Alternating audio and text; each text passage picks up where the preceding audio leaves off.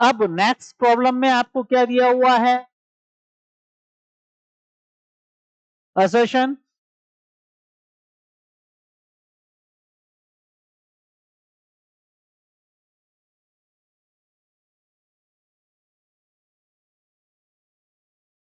Problem number 13 देखिए, problem number 13 में क्या दे रखा है, assertion in the purely resistive element, for purely resistive element है of a series LCR AC circuit, LCR AC circuit है और ये क्या कर रहा है, प्योरली रेजिस्टिव एलिमेंट की तरह काम कर रहा है।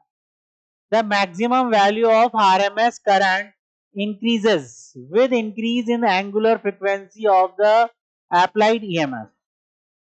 I जो आपको मैक्सिमम दे रखा है, maximum value of the RMS current, यानी कि जो IRMS है वो क्या है, क्या होती है, VRMS बाई Z। ठीक है, अब इसका मैक्सिमम वैल्यू की बात कर रहे हैं, ये मैक्स कब होगा, जब Z मिनिमम होगा। जब Z की वैल्यू मिनिमम होगी तब I मैक्स होगा, और Z मिनिमम जो वैल्यू होती है वो क्या होती है, R के इक्वल ही होती है रेजोनेंस कंडीशन में। ठीक है, तो इस कंडीशन में आपके पास जो IRMS मैक्स है वो VRMS के साथ चेंज हो रहा है, ये इंक्रीज होगा तो ये भी इंक्रीज होगा, ये डिक्रीज होगा तो ये भी डिक्रीज होगा, यानी कि ये हमारे पास सही है। ठीक है, असर्शन सही है।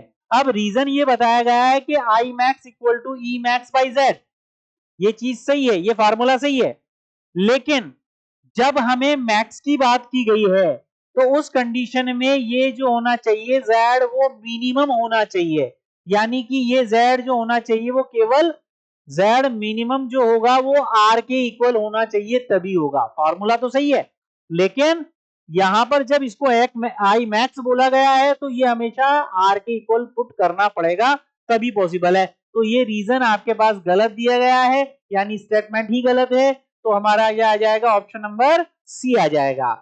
ठीक है, फर्स्ट स्टेटमेंट सही है, सेकंड रीजन जो है वो गलत है और एक्सप्लेनेशन भी नहीं है, तो ऑप्शन नंबर सी हमारे पास है।